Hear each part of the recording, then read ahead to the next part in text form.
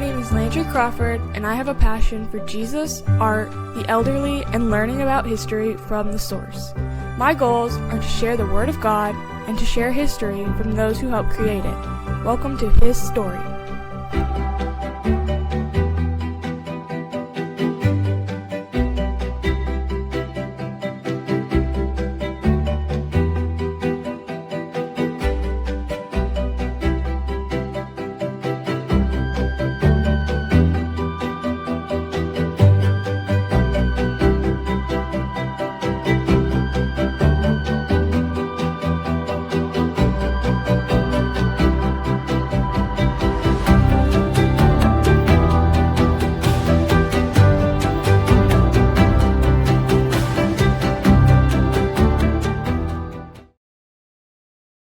All right, welcome back to His Story, everyone, or welcome to His Story if this is your first time.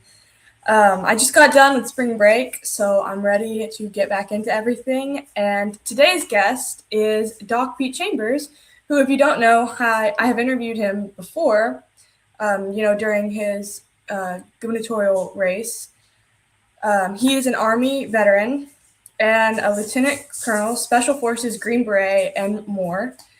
And he's received both the Purple Heart and the Bronze Star Medal, I believe. And so clearly he has a lot of experience. And I want to talk about some other things beforehand, though. And I have a picture that I actually want to show you, but we'll get into that later. I want to take this time to say that Doc didn't win. I think he won. I know he won, but the election was rigged like most. I mean, it's clear that the election was rigged because it shows that over 60,000 votes were removed during early voting here in Texas. Who's behind it? I don't know. Maybe it's Greg Abbott. I mean, he did bring in hundreds of thousands of illegals and they can come and vote, but that's not surprising because he also appointed 3 people of Indian origin to the Medical Board of Texas. And these people support Muslim terrorist organizations and have financial ties to them. And I just still can't believe that because that's crazy. But in this day and age, is it really? And speaking on the topic of foreign things, I wanted to show you the picture. And so this should concern you if you're a Christian, especially. So Chris, could you pick 1, please? So this is a statue in Sugar Land, Texas, not too far from where I live, called the Statue of Union, depicting the Hindu monkey god named Hanuman. They call it Lord Hanuman, but I will not because there's only one true Lord. And for clarification, he is not an $8 million 90-foot statue made of bronze. Now, this does stand on private property, but it's open to the public daily. So they obviously want you to come and see this false god. I mean, it's literally the United States' 3rd largest statue now. And I'm not being Hindu-ophobic or Islamophobic or whatever. I understand the right to freedom of religion and that you can believe what you want, but it just seems like what these people want is for you to see this, to normalize this, and to have you conform to it. I don't know. You guys think about it and tell me what you come up with, but I can't believe that, who is funding this? They say it's funded by Muslims across America, but $8 million? I don't know.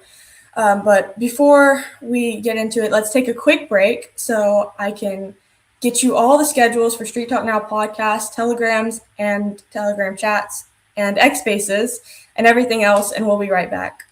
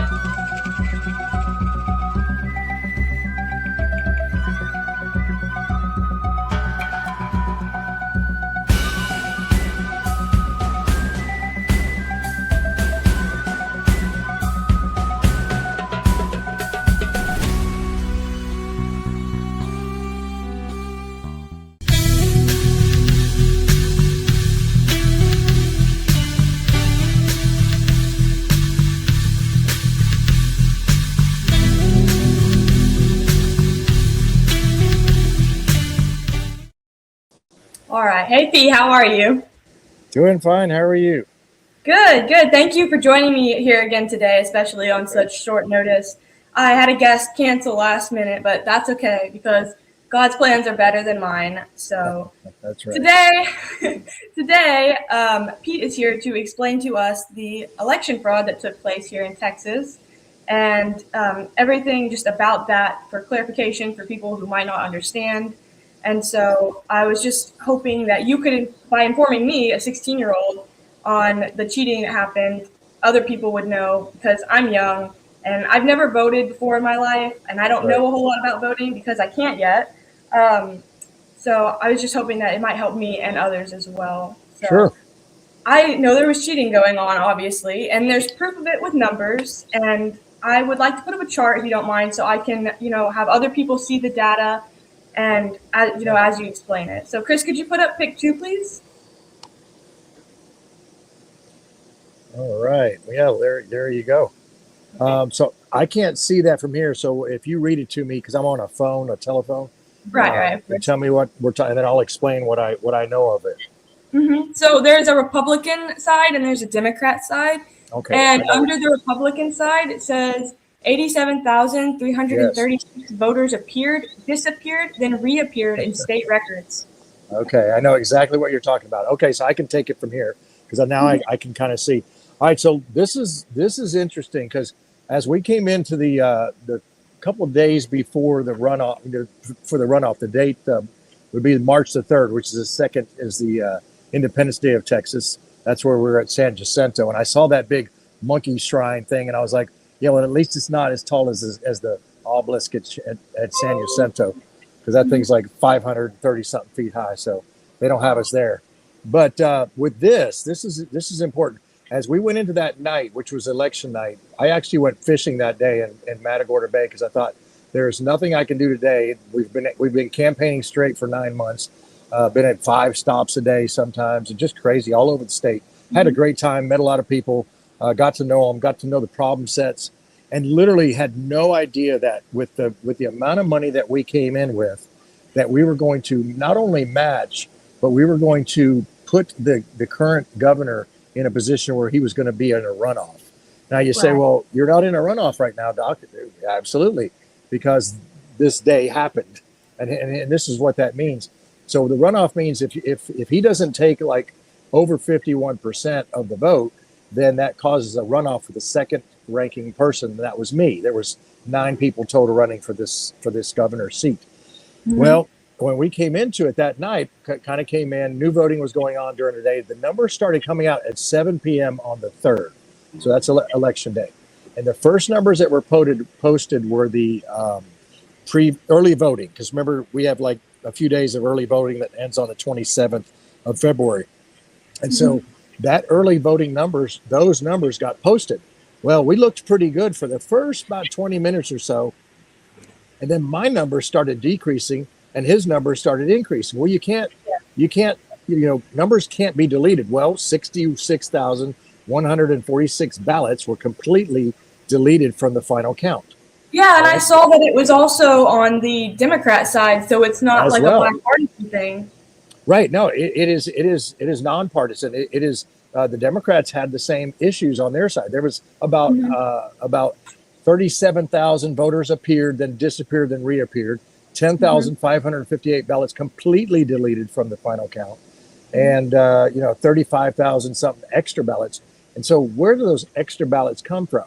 Well, there are some counties that are now that we're looking at the post-election investigation. Some counties have had like voters with 2 to 3 different voter IDs assigned to that person. Now, it may not be their fault. It may be somebody using those numbers, but even people that have died, there have been foreign people that have come in and did online registration for voting that does not require a proof of citizenship.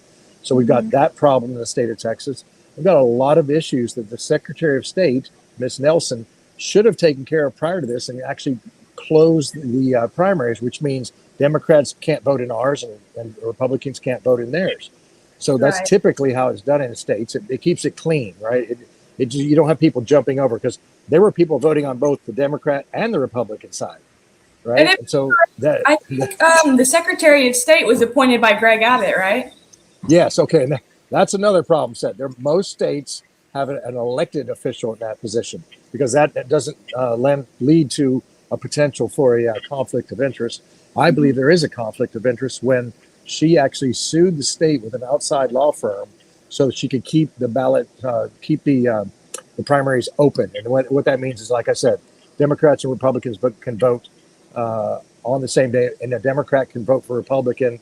They're held to that for a year. They have to vote Republican for a year, but obviously people don't seem to adhere to it because we've got hundreds of thousands of votes that have oscillated. That's the key word, oscillated. They've moved back and forth. They've disappeared. They've popped back in. I mean, 144,000 on the Democrat side votes for separate Senate candidates. So we're looking at the Senate race that's still going on between Cornyn and Paxton. We're looking at the Attorney General's race. They've got a runoff there. I just see a lot of oscillation, and when you see that, let's go back if we in history, and you may not have been paying attention in 2020, but in 2020, literally, this is what happened to Trump. This is how that election was stolen from him. He came in 2016, handily beat Hillary Clinton, and in 2020, some guy that's half asleep that never left his basement during the run up to the election, Joe Biden beats him, and we saw those numbers oscillate that night about 3 a.m. because some of us were up watching it, waiting for Trump to come back in, and literally Biden just as the two graphs were going up, Biden was on the bottom, and he just kind of went whoop, and then he was ahead of him, and it all happened within an hour period of time. So at 3 a.m. when nobody's voting, some people are just tabulating. So this is what what we're saying right now. The reason that I'm so adamant about putting this out there is there were 3 main goals that I had in running for this race. Obviously, to become the senior public servant, which is the governor, that was important. But really, me personally, I told my team this. We talked about it every day. I told people on the trail every day. I said, first of all, I want to bring back truly the constitutional republic of Texas. That was my goal. That was number one. And how was I going to do that? Well, I was going to unite Texans, and even some people that were moderate Democrats were listening to us, going, "I'm going to vote for you." So so my goal was to unite the tribes, so to speak, or like in Braveheart, the movie, unite the clans, the Scottish clans. So I wanted to do that. I wanted to unite Texas because we got the Tea Party people and the straight GOP people, and then we've got Texas nationalist movement, and you got Republic of Texas folks. And I said, hey, look, let's stop our bickering. We all got to start to work together. And that's what happened. It was great. I saw it happen in real time. So that was my goal, was to do that. And then my second main goal was to give the republic back to the people. And I said that up front, but it was in a way where they would be they would hold the political power. And you say, well, what do you mean by that? Well, if we look at our Constitution, our state Constitution, there's a Bill of Rights. And Article 1 in the Bill of Rights says specifically this, Section 2 of Article 1. It says all political power is inherent in the people of Texas.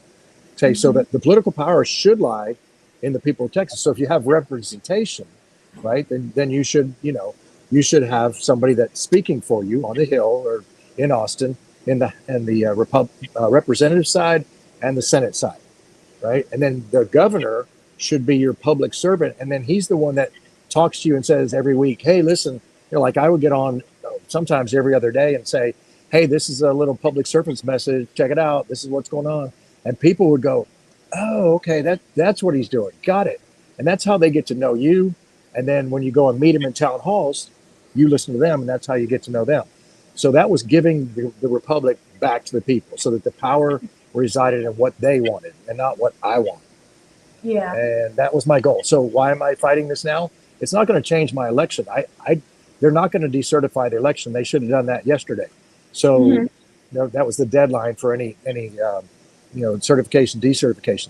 But the process is still going on because these articles have come out. The one that we're alluding to here, this was Unite for Freedom. They posted it. I saw it. I saw that it came from the Secretary of State's website in real time. So they did their homework. So I verified everything. And I went, okay, now I can get behind this. And so that's why I jumped on it. And literally when I posted that thing, it took off. And I got calls from around the country, from, General Flynn. I mean, people out there that are big time, and he was mad. He's like, okay, this is what happened to Trump, it's a harbinger. It's a message to say, hey, guess what? The rest of the country, this could happen in your elections, and then we got a general election in November.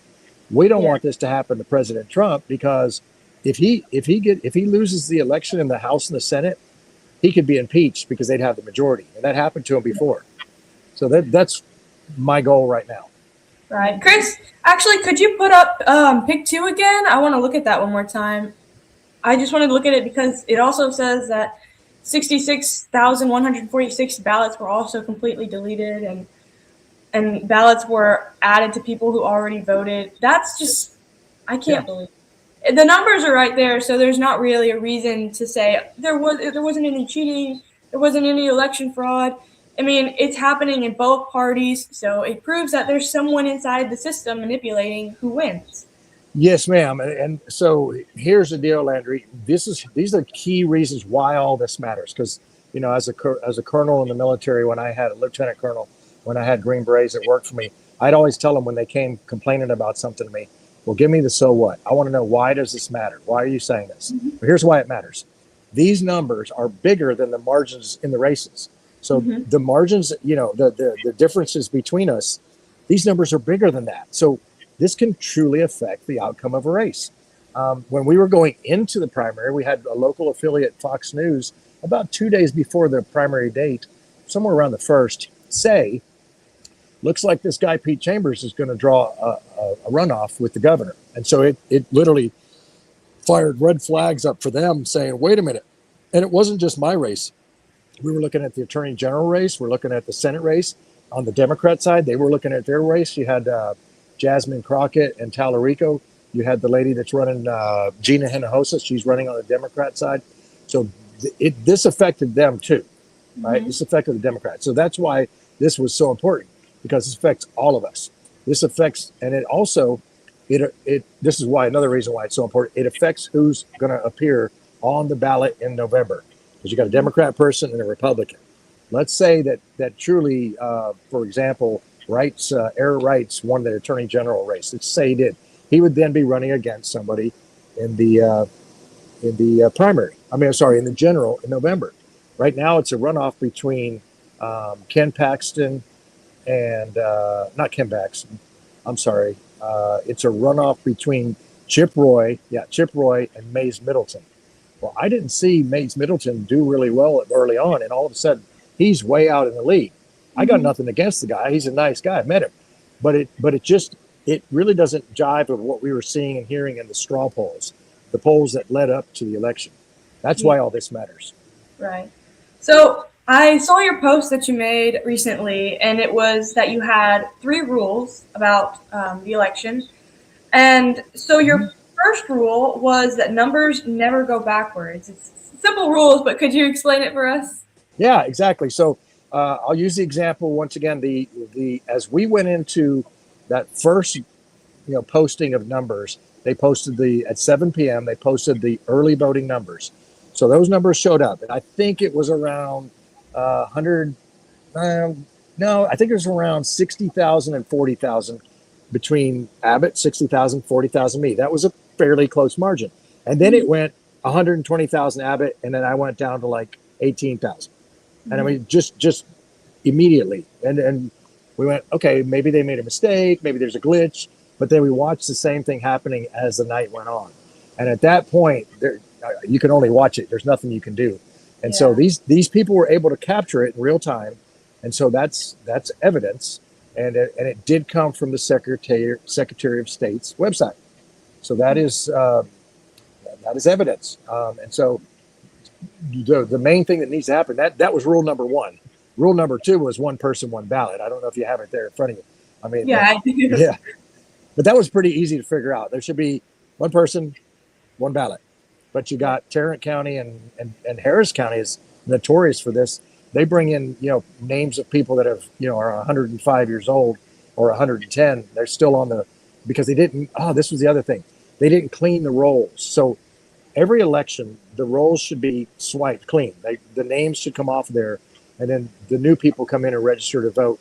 And it doesn't have to be every year, but I think in this case, we need to clean the rolls because there are a lot of people on there that have either moved out of state, have passed away. You've got a lot of people that have come into this country that have registered online, because it does not require a proof of citizenship. Are And the that means, roll like the people who voted prior? oh yeah, there were some votes that did that. On that previous slide, you had some of those that showed that there were extra ballots added to people who already voted. So on the Democrat side, they were about equal, 35,000 on roughly both sides, Democrat and Republican. Right, of course. So And those are extra ballots added to them. They already voted. yeah, and it says it down here that they had ballots added and taken away. But you also said that rule number 3 was that the ballots stay counted, right? Oh yeah. So yeah, they stay counted. So that means that at the end they can't disappear, because on some of those, and including mine, my final numbers were actually started to go down, and once they're counted, they're counted. You can't uncount them. So once your your ballot stays on record. That is it right there. We had actually having 66,146 Republican, 10,558 Democrat voter records completely vanished by the end. That's not a little bit. That's a lot, right? Because generally in primaries, there's not, we have 20 million or so Texans that can vote in the state. And, we had 1.5, maybe 1.8 million that voted. I don't know the final tally on that, but that's not that many. So these numbers do matter. These are significant amount. Yeah, right. So before we go further, let's take another quick break where you can do a one-time donation at streettalknow.com, get original gear, get mugged. Remember, Light Dove Ministries and the H&B store have all of your healing therapies, and you can learn how to survive the hospital if you have to go to the emergency room by going to protocolkills.com, and we will be right back. Send me an angel, won't you send me a sign? Send me a message, watch it fall from the sky. Well, spirit surrounds me, I'm feeling fine. Let's come together now. Hey, Jesus, my Lord, everybody's fighting about God. Hail Mary, Holy Spirit, I need you, can you hear it? Hey, Jesus, my Lord, they're all fighting, my God. If I respect the way they pray, then they respect the way I pray. Hey, Jesus, hey, Jesus, hey, Jesus, hey, Jesus.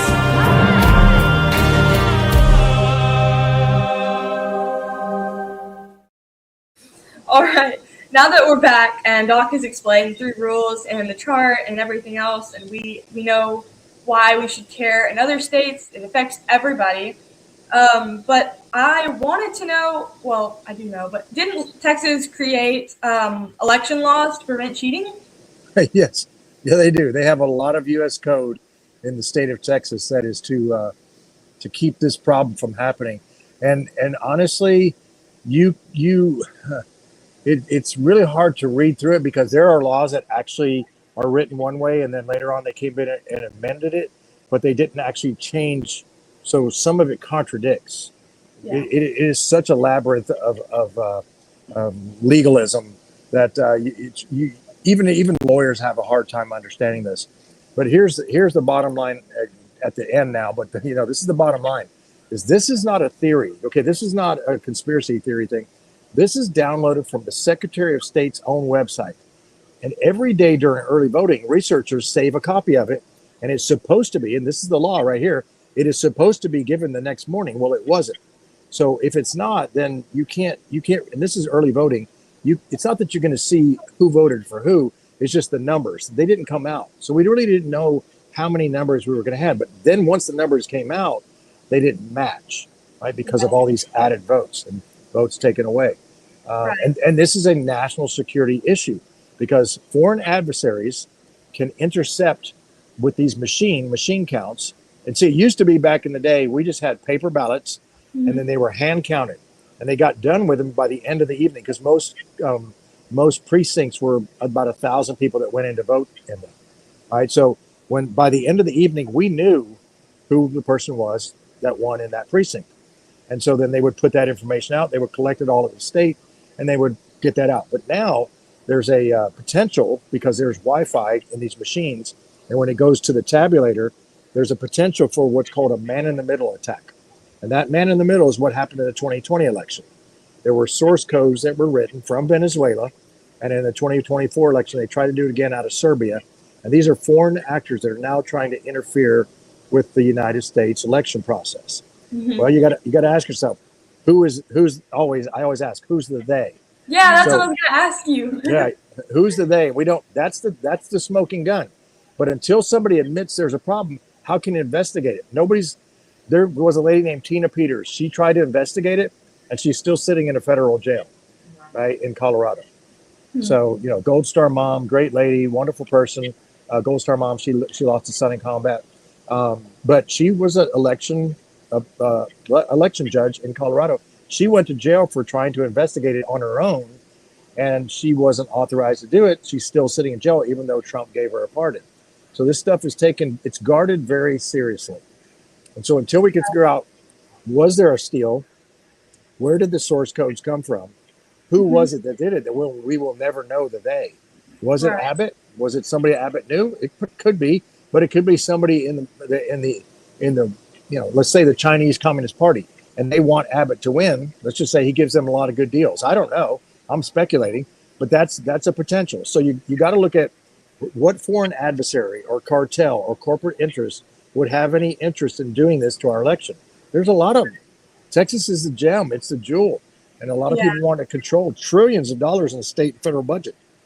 Right. So it's so clear that there was cheating, and we have the proof, and that laws were broken, and you have evidence yourself. So besides you, why isn't anybody else doing anything? Well, they are, and there are other people out there doing this. Unite for Freedom is really doing a great job. They've been out there, people at individual county levels, but the ones that tried to stop it the day that it happened, these are poll watchers. They were escorted from the premises of some of the polling stations. So, some of the voting stations. So that right there says there's a problem, because if they were escorted out of there and they were trying to do their poll watching job, they were supposed to be observers. They were escorted off the premises by the sheriff's department.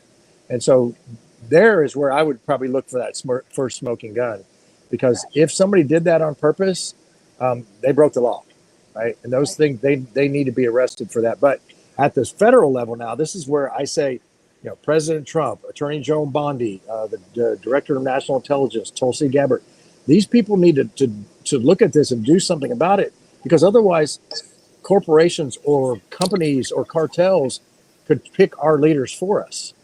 And we don't want that. I don't want that for the Democrat side or the Republican side, right? And so it's my job, if I'm a man of my word and say I'm going to help Texas, whether I'm running for governor now anymore or not, doesn't matter. I'm still going to be in the fight, because I don't want to see this state go down. Eventually, if Texas goes, so goes the nation. Right. It's one big chessboard. And so I had another question for you, and it was, what could normal citizens do to change this? I mean, you've said it yourself that so many people, like poll watchers, was it? They got escorted out of the building, and the lady in jail. So how could we do anything? Right, exactly. So and the thing is that we used to have this saying in the military: do what your rank can handle. So I could do things more as a colonel than I could when I was a private. So what you can do, a citizen, that's average everyday citizen that's not in politics, doesn't have authorities to do anything like law enforcement, they can actually write, they can call, they can talk to overwhelm the Secretary of State to let her know that, hey, guess what, sister, we're on to you. We want to know what's going on. We want you to answer these hard questions. Who's the they? Why were these numbers oscillating? Give us some answers. And that's really where, when they get that kind of pressure, that makes people do things, because now it's overwhelming. And then you talk to your state reps and you talk to your state senators. Wherever people do have an in with someone, blow it up. Talk to your county commissioners. Talk to your county clerks, because they're actually in charge of the integrity of elections at county level. And then when people start putting pressure on them, they're going to know, wait a minute, why are so many people coming to me saying this? Because if we all just sit at home and just get mad and say, well, it looks like there's another election that sucks. No, we have to actually say something to get them to do it. That's how, truly, that's when our founders did it and said, look, all political power is inherent to people. If the people got mad enough, they would do it. Right. And so that's what we need to do, is not back down, but, get in there at the things that you can affect change on. If it's your county level, that's great. If some people know somebody at the state level, at the representatives, get them to do something about it. Right. Because they're not talking about it. Voting is a part of freedom, because we elect who we want to be in charge. And if we don't have that, then we don't really have freedom. We're just being run by people. Yeah, there you go. Yeah. Well said. Well said. I mean, that is a fact, Jack. And that right there, could be a T-shirt. I mean, because if without that, what do we have? I mean, we're believing that somebody really cares about us and they're voting for us, but they won't stand up and do what's right when something that's mathematically impossible happens in front of them at the polls, at the precincts. So yeah, I would say this is extremely, that's why I say it's a national security level thing. And when somebody says that, like me, that gets attention, because they go, wait a minute, a Green Beret Lieutenant Colonel just said this is a national security problem. Now they're listening, right? And and maybe I use my platform just to get to that point where people pay attention. Now you got Lara Logan that's reposting my stuff, and Sidney Powell that was worked for the president in the 2020 election, and people like General Flynn, they're saying these same things. That's good. It's making its way up, and eventually they're going to have to talk about it at the national level, right? And that's what we want. How do you think people from other states, how do you think we could get them to care about this? I mean, it affects them, but it does affect them, because see, our primary is early, right? Our primary is in March. Other states come a little bit later in the year. They're all going to have a general election in November, so they have to have a primary first to see the Democrat and Republican side. So now, what I would say is they've got to pay attention to what's going on here, and they are. I mean, I'm watching it. People from other places, I'm getting calls from shows in Louisiana that want me to get on their show because they want to hear about what could potentially come there. And so this is good, because if everybody in the country starts talking about this, now it forces Trump to actually do what's called an executive order. And that's where it's kind of like the Trump card, if you will. It's like, okay, executive order, we are going to go 100% across the nation to paper ballots, and they're going to be hand counted until we can fix this machine problem. But as long as you have that electronic device that could be intercepted, the numbers can be changed. Right. I know that Trump was or is a supporter of Greg Abbott. So do you think he would do anything with him being a supporter of Greg Abbott? Well, he did endorse him, but I wouldn't really go as far as saying he's a supporter. I think that the president only knew that, and his staff is going to advise him on who to endorse. I think it was a mistake, but that I'm not President Trump. I don't know why he does things, but if he doesn't do it, it's going to affect his election. So I would imagine he's probably going to go, okay, wait a minute. Are you telling me that I could have, the whole House and Senate in the United States federal level be switched over to Democrat and that they could impeach me? I think I'm going to do something about this, regardless of how much I love Greg Abbott. I mean, that would behoove him to do that. Right. And some people will still say, well, that's not true. You're making it up. You can't make it up. It's in front of you. That's just being silly. Yeah. All right. Well, Doc, it has been so great having you on again. And thank you again for coming on, especially on such short notice. Oh, yeah. Hey, I shaved just for you. Hopefully now some people who didn't understand some things before will understand it now. Is there anything else you'd like to add, or something that you think we should know? No, I think that you covered it pretty well. I mean, that's it. So what you'll see in the next couple of weeks here, you'll be seeing more of this come out, and I'm going to almost put a bet down that President Trump's going to come out and do an executive order here pretty soon. Well, I hope so. Yeah. All right. Thank you again for coming on today. God bless. Oh, thank you. You did good. All right, and everyone, if you found this interview informative, you can always find Doc at drpetechambers.com and theremnantministry.org. So I always do some talking before the end, just to like talk, I guess. But I don't actually have much to close with today.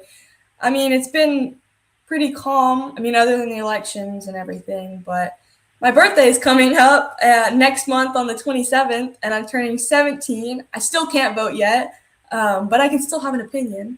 So, and anyone that knows me knows that I hate change. So the thought of me just turning another age makes me, I don't know, nervous. It makes my stomach turn a little bit, and I don't like it. If I could, I would stay the same age forever, but I think everybody would do that just because they don't want to get old. But I think it does make me calm though, because I know that in an ever-changing world, there is one thing that doesn't change, and it's God. And I'm actually going to read this, and it's Hebrews 13:8, and it says that Jesus Christ is the same yesterday, today, and forever, which definitely puts me at ease when that anxiety creeps in of change and just of other things too. But that's about it for tonight. It wasn't very long, but I still think it was pretty informative, and I hope that it helped people. I hope you all enjoyed it tonight as well. And I never end without a Bible verse. This is the Bible verse for tonight, and it's Philippians 4:6. Do not be anxious about anything, but in every situation, by prayer and petition, with thanksgiving, present your requests to God. Good night and God bless.